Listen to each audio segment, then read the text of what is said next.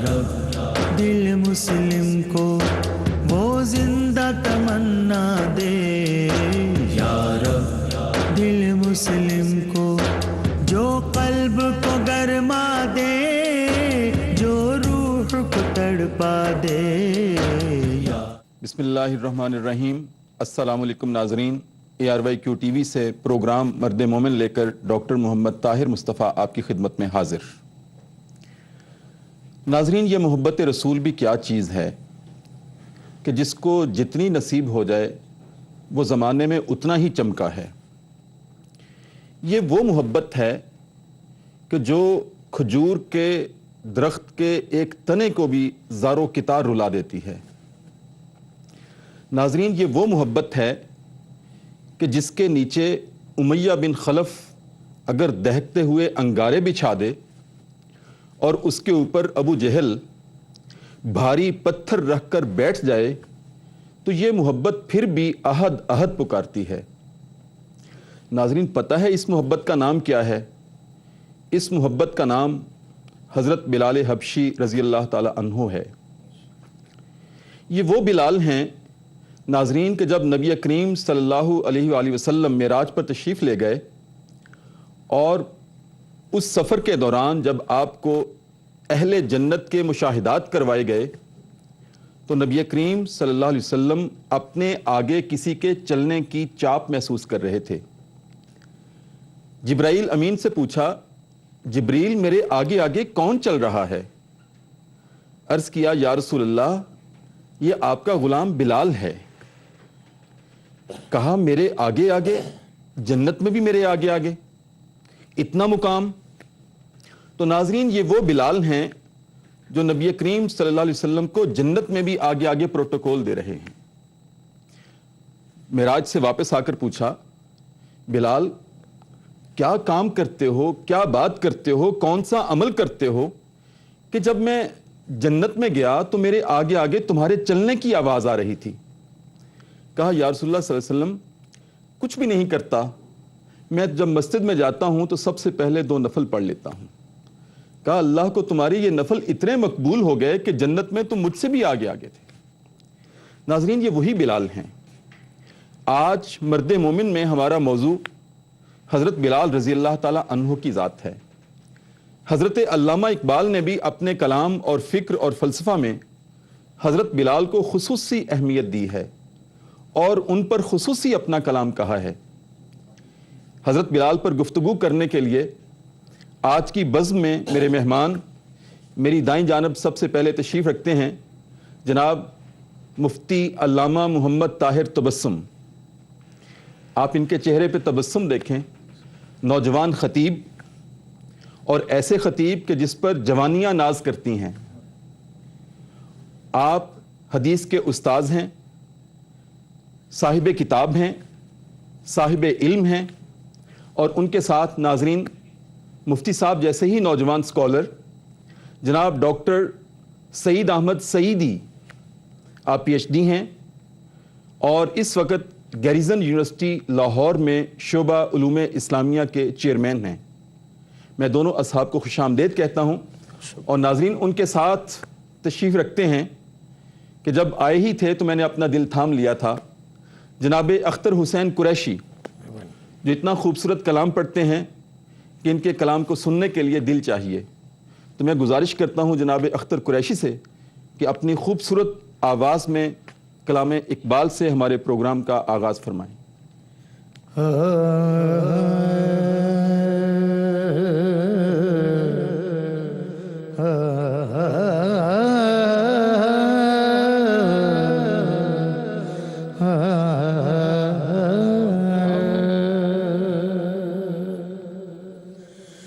कुव्वते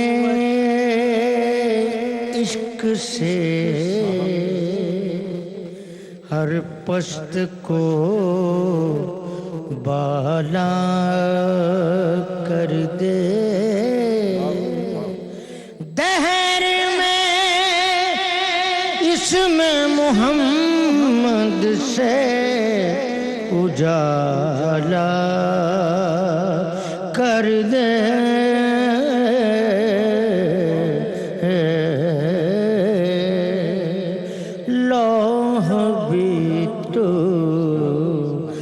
قلم بھی تو، لوح بھی تو، قلم بھی تو، تیرا وجود الکتاب،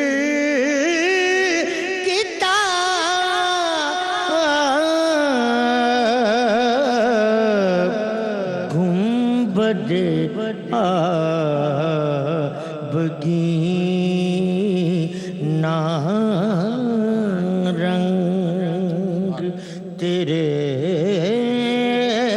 محیط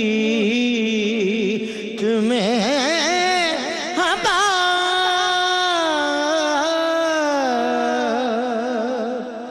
لوح بھی تو، قلم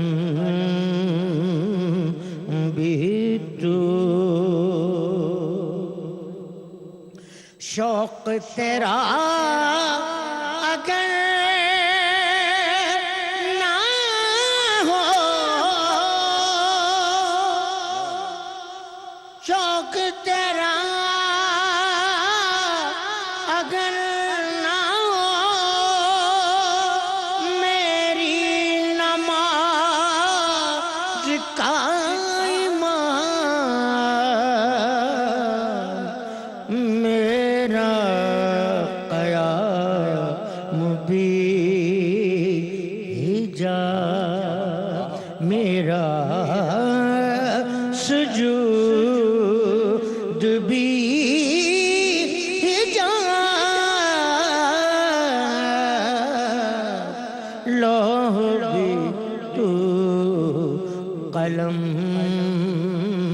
بھی تو، تیری نگاہ ناز سے، تیری نگاہ ناز سے دونوں مراد پا گئے،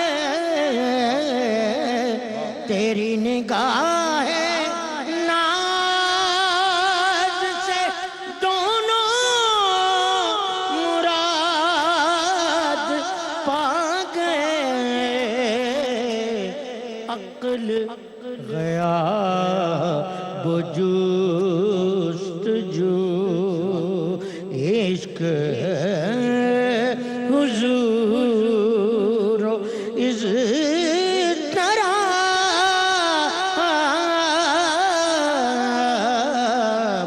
عقل غیاب جستجو، عشق حضور اس طرح، لوح بھی تو، قلم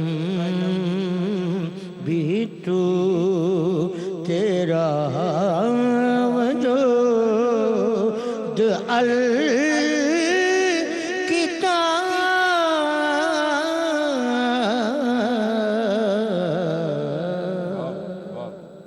ناظرین، جناب اختر حسین قریشی کلام اقبال پیش کر رہے تھے۔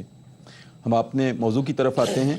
آج ہمارا موضوع ہے کہ حضرت علامہ کے کلام میں حضرت بلال کو کیا فوقیت حاصل ہے اور کیوں حاصل ہے۔ میں درخواست کرتا ہوں جناب مفتی طاہر تبسم آپ سے، آپ ارشاد فرمائیے، صحابہ کی ایک طویل فہرست ہے، رسول اللہ پر جان فدا کرنے والوں کی ایک لامحدود تعداد ہے۔ حضرت ابوبکر صدیق رضی اللہ تعالیٰ عنہ سے شروع ہوتے ہیں، 4 خلفاء ہیں، پھر عشرہ مبشرہ ہیں، پھر بدری صحابہ ہیں، پھر احد کے صحابہ ہیں، ایک طویل فہرست ہے۔ حضرت علامہ نے اپنے کلام میں حضرت بلال کو ہی کیوں چنا؟ نحمدہ ونصلی ونسلم علی رسولہ الکریم، اما بعد فاعوذ باللہ من الشیطان الرجیم، بسم اللہ الرحمن الرحیم۔ ڈاکٹر صاحب بہت شکریہ۔ جس طرح حضرت علامہ نے جناب بلال حبشی رضی اللہ تعالیٰ عنہ کو چنا تو آپ نے یہ موضوع منتخب کیا۔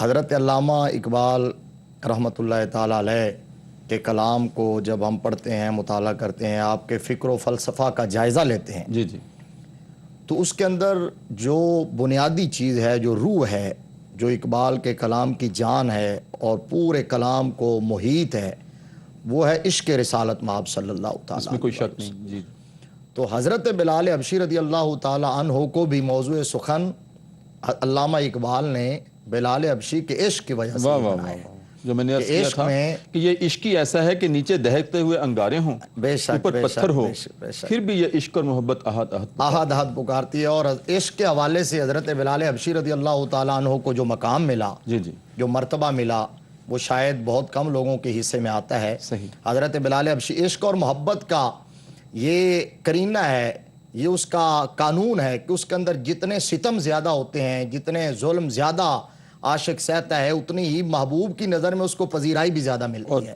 اور محبوب کی قدر بھی اس کی نظر میں اور زیادہ ہوتی اقبال نے اس کو کہا ہے مفتی صاحب کہ اقبال کس کے عشق کا یہ فیض ہے. فیض عام ہے، رومی فنا ہوا، حبشی کو دوام ہے. اب یہ بانگ درا اور کے اندر جفا جو عشق میں ہوتی ہے وہ جفا ہی نہیں. ہاں، ستم نہ ہو تو محبت میں کچھ مزہ ہی نہیں. واہ. بے شک ایسا ہی ہے. اب حضرت علامہ نے بانگ درا میں جو اپنی منقبت حضرت بلال کی خدمت میں پیش کی ہے، اس کے اندر تقابل کیا ہے.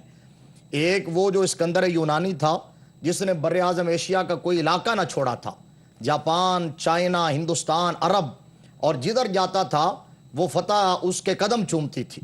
اس نے فتوحات کے انبار لگا دیے تھے. اور علامہ اقبال نے کہا کہ وہ شہنشاہ انجم سپاہ، واہ. یعنی اس کی سپاہ اتنی تھی جس طرح آسمان کے ستارے ہیں. واہ واہ. تو اقبال نے یہ کہا کہ ایک وقت تھا کہ اس کا طوطی بولتا تھا، چار دانگ عالم میں اس کا ڈنکا بجتا تھا، ہر ایک اس کو جانتا تھا، پہچانتا تھا، اس کو سیلوٹ کرتا تھا. لیکن کہا ایک طرف وہ اسکندر اعظم ہے اور دوسری طرف یہ حبشی زادہ حقیر ہے. اقبال نے کہا یہ جو حبش کا رہنے والا غلام ہے، بظاہر اس کی کوئی ویلیو نہیں، کوئی قدر نہیں، کوئی اہمیت نہیں. تو ایک وقت تھا کہ اسکندر اعظم کا ڈنکا بجتا تھا، لیکن مرور ایام کے ساتھ اور گردش زمان کے ساتھ آج اسکندر کا نام لینے والا کوئی نہیں ہے. تاریخ دانوں نے بھی اسے بھلا دیا، آج کوئی اس کا تذکرہ کرنے والا نہیں ہے. لیکن آج حضرت بلال حبشی رضی اللہ تعالیٰ عنہ کا ذکر تو محراب و منبر سے بھی ہو رہا ہے. مفتی صاحب، حضرت بلال کا سیاہ رنگ آج چمکتا ہے، آج چمکتا ہے، اس کی روشنی ہے، بے شک بے اس شک سے حضرت. زمانہ منور ہے. اور یہ وہ ہے کہ اقبال کس کے عشق کا یہ فیض عام ہے، رومی فنا ہوا حبشی کو دوام ہے. یعنی حضرت علامہ اقبال نے، میں اس پر صرف ایک بات کہ حضرت بلال حبشی رضی اللہ تعالیٰ نے خود فرمایا کرتے تھے کہ ہماری بقا، ہماری پہچان سرکار کے نام سے ہے. یعنی جب تک بکے نہ تھے کوئی پوچھتا نہ تھا، ہم نے تمہیں خرید کر انمول کر دیا. حضرت بلال حبشی رضی اللہ تعالیٰ عنہ کے مزار پر انوار پر آج بھی آپ کا حبشہ زبان میں کلام لکھا ہوا ہے، ارا برا کنک کرا کرائی کری منت درا. اب اس کا مطلب کوئی نہ سمجھتا تھا. جب آپ نے کہا نا سرکار کے حیات طیبہ میں، تو حضرت حسان رضی اللہ تعالیٰ عنہ نے اس کی ٹرانسلیشن کی عربی زبان میں کہ میں بتاتا ہوں بلال کیا کہہ رہا ہے. اذا المکارم فی آفاقنا اذا ذکرت فینا بکا یضرب المثل یا رسول اللہ. یا رسول اللہ صلی اللہ علیہ وآلہ وسلم، جب قوموں کے تذکرے ہوں گے، قوموں کی تاریخ لکھی جائے گی، جب لوگوں کو پکارا جائے گا، تو ہمارا کوئی اور ٹائٹل نہ ہوگا، کوئی عنوان نہ ہوگا، کوئی حوالہ نہ ہوگا. ہماری اگر پہچان ہوگی تو صرف نام مصطفیٰ سے ہماری پہچان آ. میں زحمت کلام دے رہا ہوں جناب ڈاکٹر سعید احمد سعیدی صاحب سے کہ ڈاکٹر صاحب، جیسے کہ مفتی صاحب نے ارشاد فرمایا کہ وہ عشق تھا، دراصل اس کے پیچھے، اس کی خمیر میں عشق تھا کہ حضرت بلال کو اتنی اللہ نے چمک عطا کر دی کہ آج زمانہ ان سے منور ہے. آپ فرمائیے اس نبی کریم صلی اللہ علیہ وسلم کے عشق کی آفرینی جو ہے وہ حضرت بلال کے خون میں کیسے گھل گئی؟ بہت خوبصورت سوال ہے. علامہ اقبال جب ایران میں گئے تھے تو حکیم سنائی کے مزار پر انہوں نے حاضری دی. جی جی. اور حاضری دینے کے بعد کچھ انہوں نے سوالات کیے ان کی روح سے. اچھا. تو حکیم سنائی نے انہیں جواب دیا جن کا تذکرہ کلام اقبال میں موجود ہے.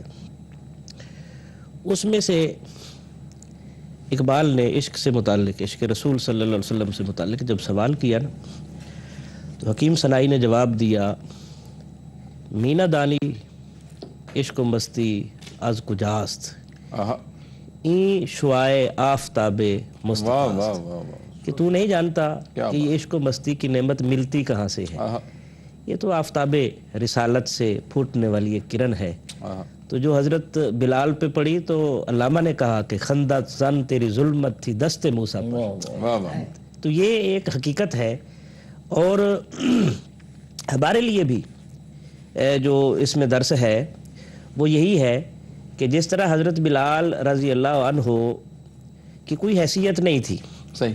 لیکن جب بارگاہ رسالت میں آئے اور پھر عشق کی منازل طے کی تو پھر وقت نے دیکھا کہ مکہ جب فتح ہوا 10,000 صحابہ کا مجمع ہے اور پھر بے شمار مشرک کافر موجود ہیں. آپ نے فرمایا این بلال، میرا بلال کدھر ہے؟ آہا. عرض کی گئی حضور اللہ کا گھر اللہ کی بندگی کے لیے پاک ہو چکا ہے، آپ جبین نیاز جھکا کے شوق پورا فرمائیے. واہ. تو نبی رحمت صلی اللہ علیہ وسلم نے اس وقت پکارا اے نا بلال، میرا بلال کدھر ہے؟ آہا. حضرت بلال قدسیوں کا مجمع چیرتے ہوئے حاضر خدمت ہوئے اور عرض کی لبیک یا رسول اللہ، میں حاضر ہوں. آپ نے فرمایا بلال ایسا کرو، کعبے کی چھت پہ چڑھ کر آذان دو اور تاکہ میں رب کی بارگاہ میں جبین نیاز جھکا سکوں. تو کہتے ہیں کہ حضرت بلال کبھی اپنے سراپا کا جائزہ لیتے، کبھی رسول اللہ صلی اللہ علیہ وسلم کے چہرے انور کی طرف دیکھتے کہ کہاں میں اور کہاں یہ منصب. اور وہاں حدیث کی کتابوں میں یہ موجود ہے، مفتی صاحب تشریف فرما ہے کہ عتاب ابن اسید نے کہا شکر ہے میرا باپ یہ منظر دیکھنے سے پہلے مر گیا. ایک نے اس کو یوں کہا سہیل ابن عمر نے کہ جیسے اللہ کی مرضی. اور حارث ابن حشام نے تو رذالت کی حد کر دی اور کہا کیا جناب محمد صلی اللہ علیہ وسلم کو اس کے علاوہ کوئی نہیں ملا تھا؟ صحابہ کرام میں سے بھی کچھ نے آ کر جو ہے وہ اپنی سٹیٹمنٹ مشورے پیش کیے، حضور یہ بڑا تاریخی موقع ہے، کسی قبیلے کے سربراہ کو یہ شرف بخشیے تاکہ وہ جب آذان دے گا تو اس کی وجہ سے پورا قبیلہ مسلمان ہو جائے گا.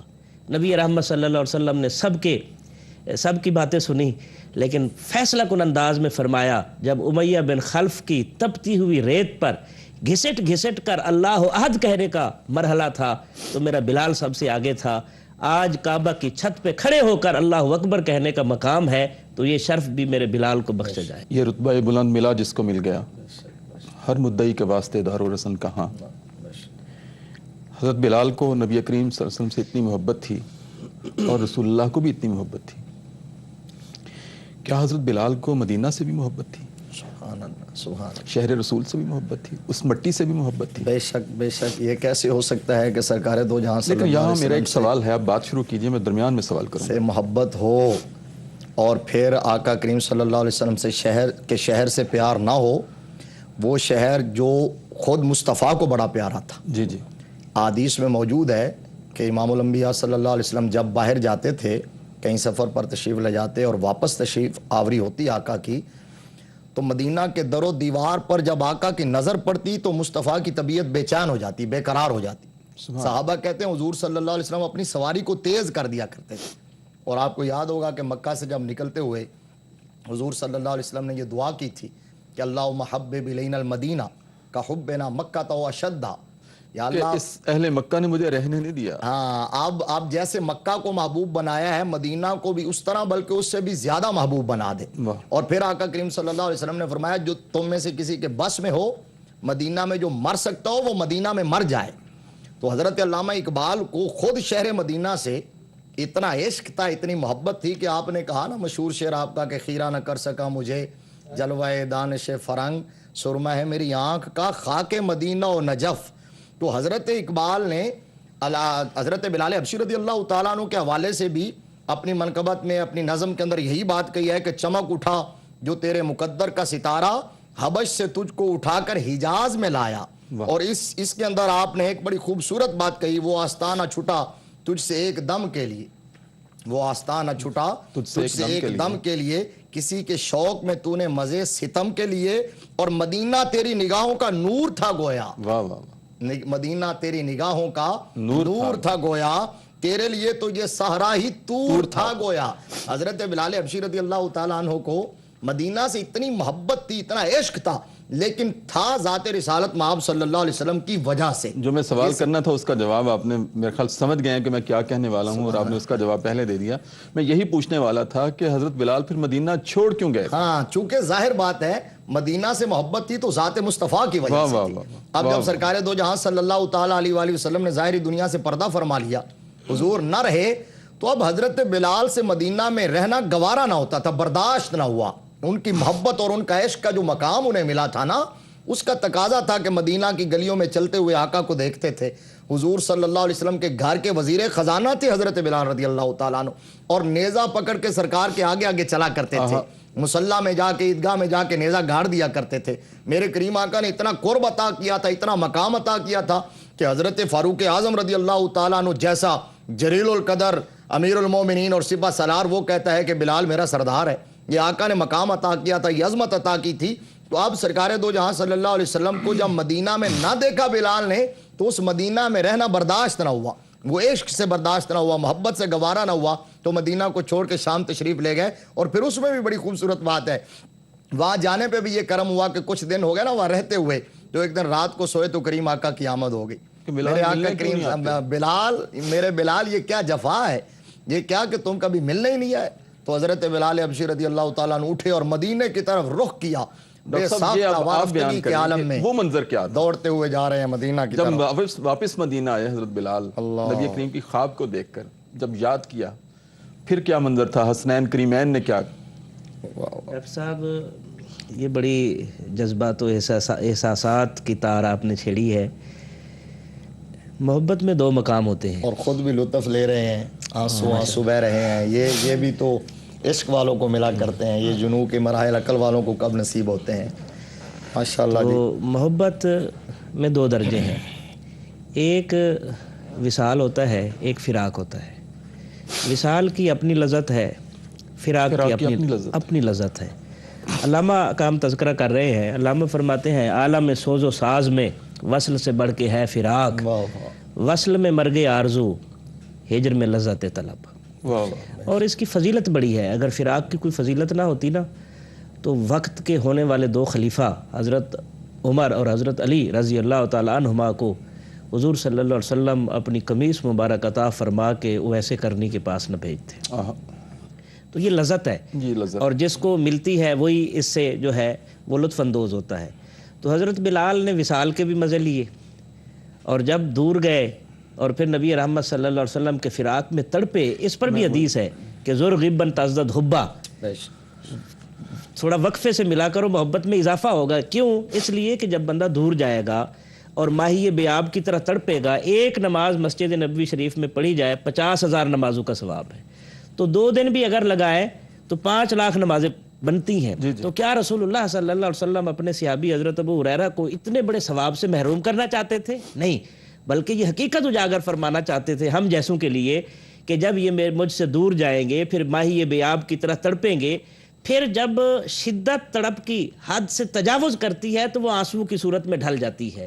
تو اس وقت ان کی آنکھوں سے نکلنے والا ایک ایک آنسو جو ہے وہ کئی لاکھ نمازوں پر بھاری ہوگا۔ سبحان اللہ۔ تو حضرت میں آپ کی زبان سے وہ سننا چاہتا ہوں جو جب حضرت بلال واپس آئے تھے اور حسنین کریمین نے اذان کی فرمائش کی تھی، جب حضرت بلال مدینہ طیبہ پہنچے، آ کر روضہ اقدس کی قبر انور کی خاک اپنے سر پر ملنے لگے اور وارفتگی کے ساتھ لپٹ رہے تھے اور اپنے کرب کا اظہار کر رہے تھے، تو اس وقت پھر صحابہ نے عرض کی کہ جناب بلال ایک دفعہ وہ اذان ہمیں سنائیں جو رسول اللہ صلی اللہ علیہ وسلم کے زمانے میں پڑھا کرتے تھے۔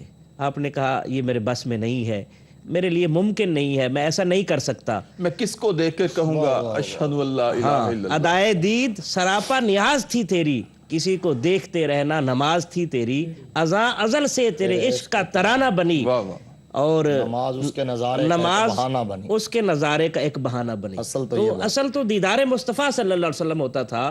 اور جب حضرت بلال نے انکار کیا تو صحابہ نے حسنین کریمین کو بھیجا، تو ظاہر ہے وہاں تو انکار نہیں ہو سکتا تھا۔ اور جب حسنین کریمین نے فرمایا تو انہوں نے پھر اذان دی۔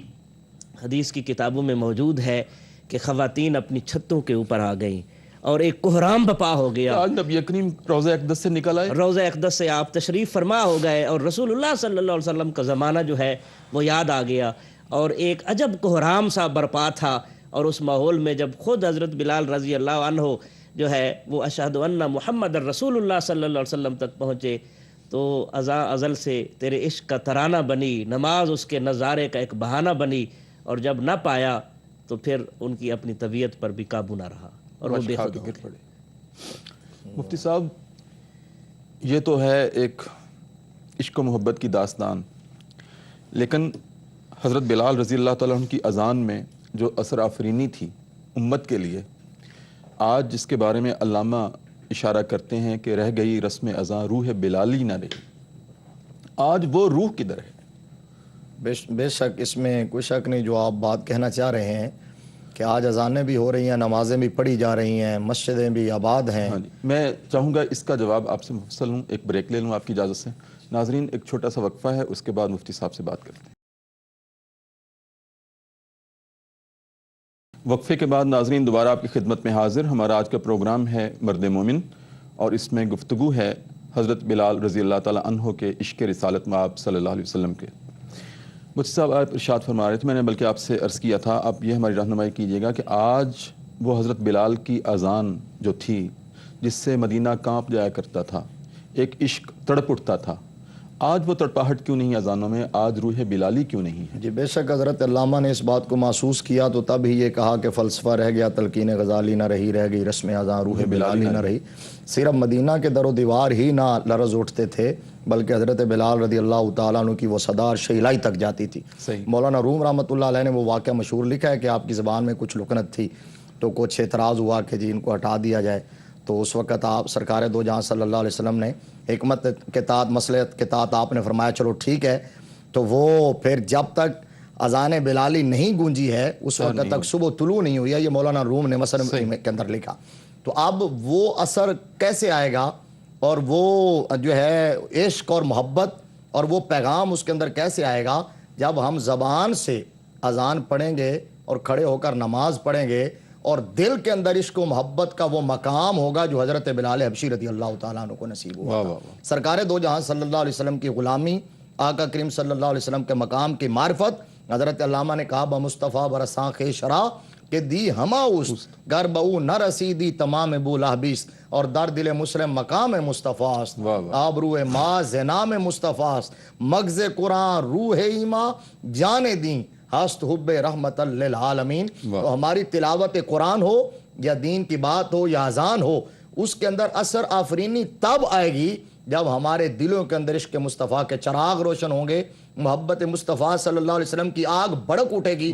اسی طرح آقا سے پیار ہوگا جس طرح حضرت بلال حبشی رضی اللہ تعالیٰ عنہ کو تھا کہ آپ جو ہے جب احد احد کی صدا لگا رہے ہیں تو حضور صلی اللہ علیہ وسلم کا گزر ہوا تو میرے آقا کی زبان اقدس سے یہ جملہ نکلا تھا، احد ینجی کا، جس احد کو پکار رہے ہو وہی نجات بھی دے دے گا۔ آگے چلے تو صدیق اکبر آ رہے تھے تو میرے آقا نے فرمایا ابو بکر اگر میرے پاس کچھ ہوتا نا تو میں خرید لیتا بلال کو۔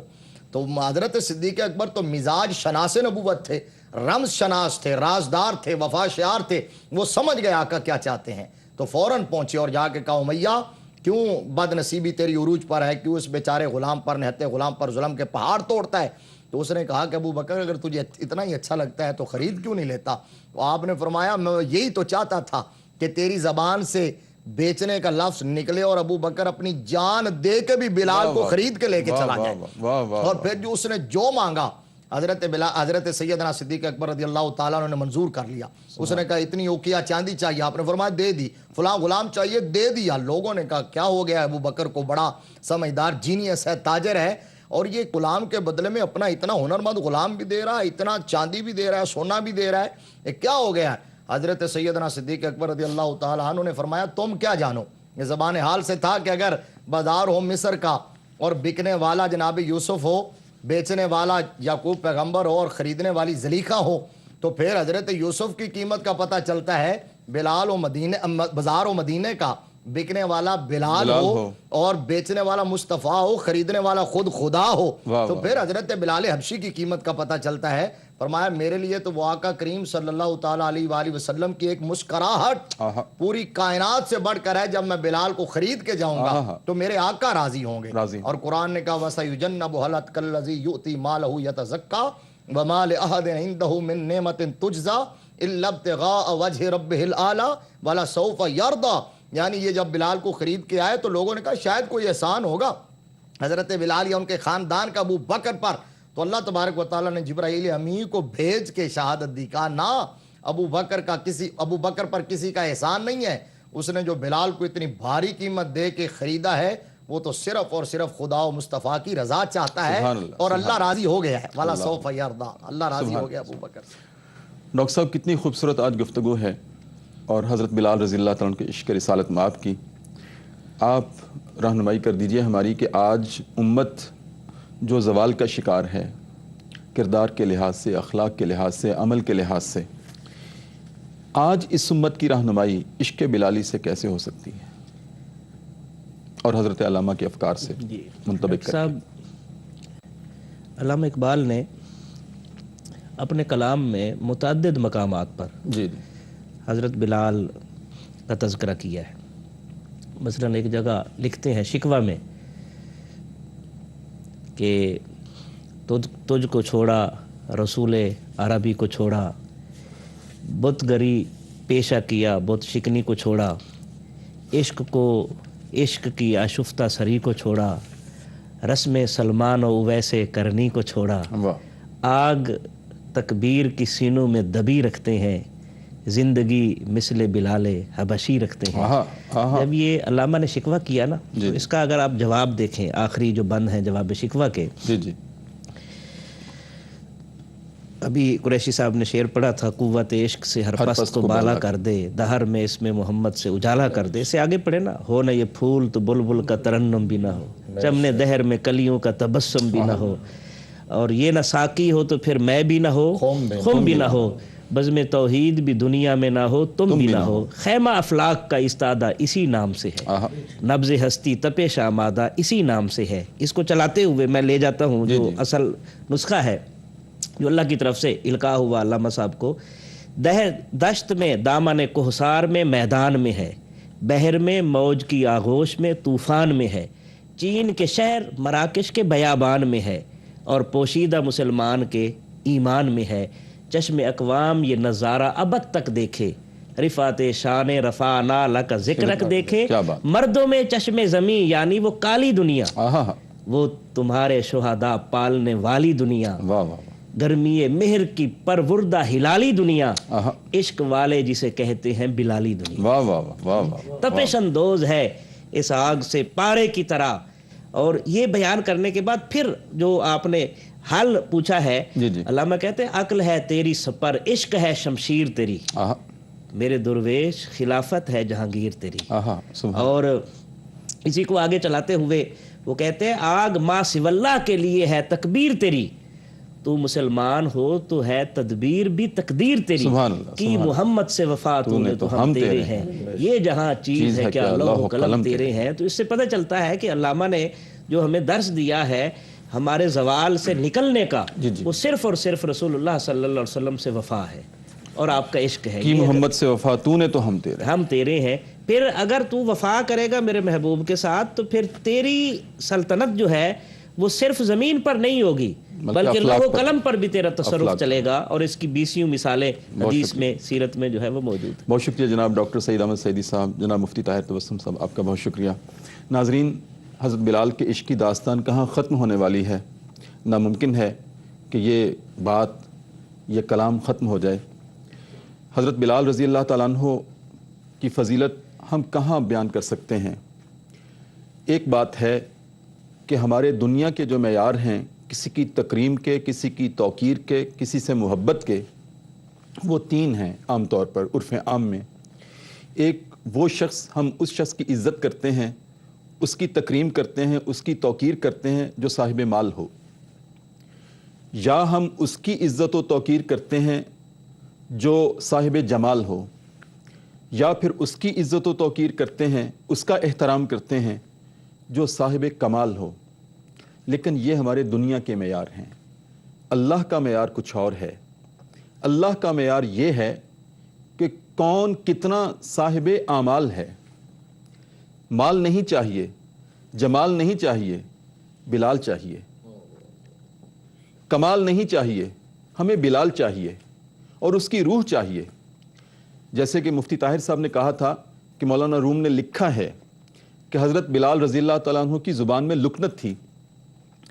امیہ بن خلف نے یا ابو جہل نے آپ کی زبان پر اذیتیں دیتے وقت، تکالیف دیتے وقت کوئلہ رکھ دیا تھا جس سے آپ کی زبان پھٹ گئی تھی، اور جب اذان دیتے تھے تو آپ کی زبان سے اشہد اللہ الہ الا اللہ نہیں نکلتا تھا، بلکہ اس زبان کے پھٹنے کی وجہ سے اشہدو کہتے تھے.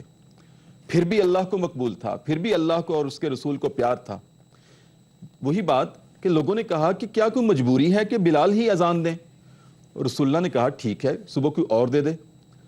صحابہ چلے گئے، سو گئے، اور سو کر تھک گئے، کروٹیں لے کر تھک گئے. صبح صادق کے آثار ہی نمودار نہیں ہو رہے تھے. پھر رسول اللہ کے پاس گئے کہ یا رسول اللہ، ہمارے ماں باپ آپ پہ قربان، آج صبح نہیں ہو رہی.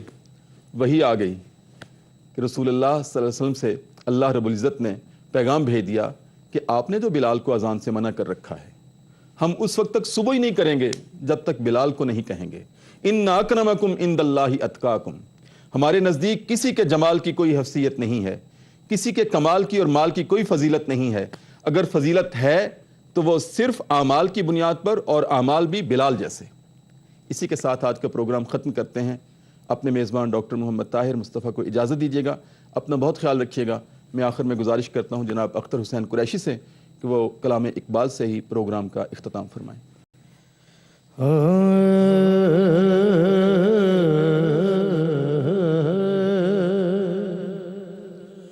چمک اٹھا جو ستارہ تیرے مقدر کا، چمک اٹھا جو ستارہ تیرے مقدر کا، حبش سے تجھ کو اٹھا کر حجاز میں لایا،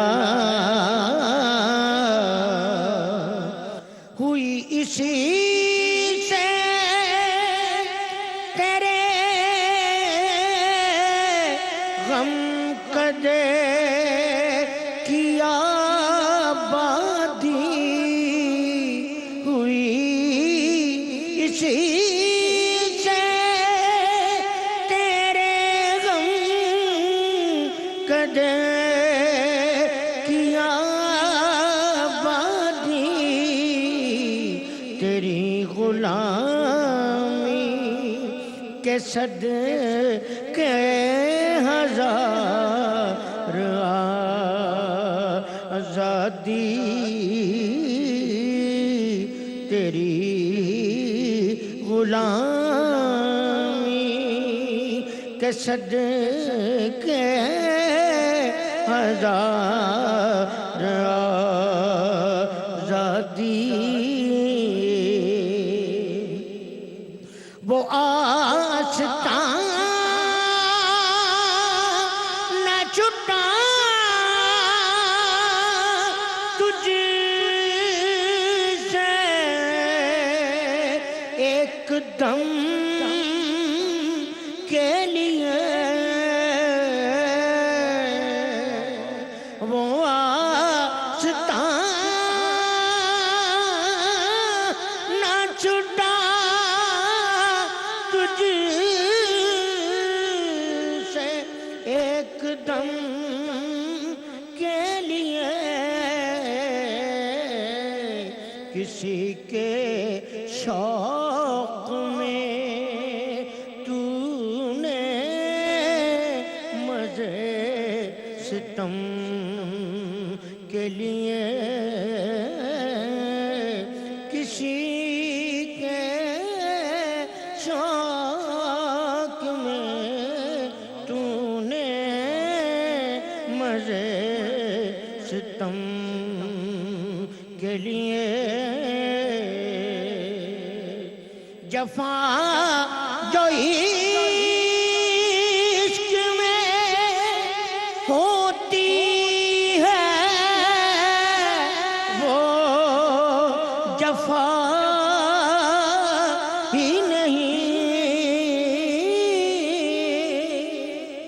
جفا جو عشق میں ہوتی ہے وہ جفا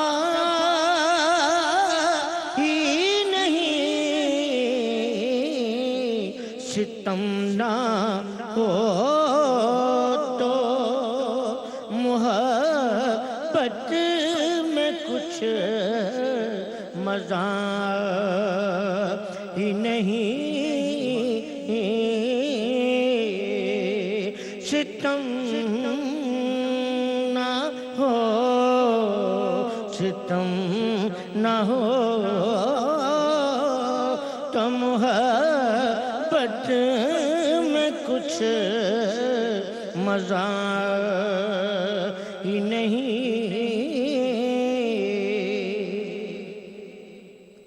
ادائے دید سراپا نیاز تھی تیری، کسی کو دیکھتے رہنا نماز تھی تیری،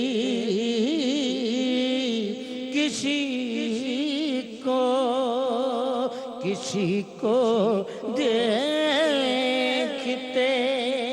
رہنا نماز تھی تیری۔ دل مسلم کو وہ زندہ تمنا دے یا رب، دل مسلم کو جو قلب کو گرما دے، جو روح کو تڑپا دے یا رب، دل مسلم کو وہ زندہ تمنا دے یا رب، یا رب۔ پھر وادی فارا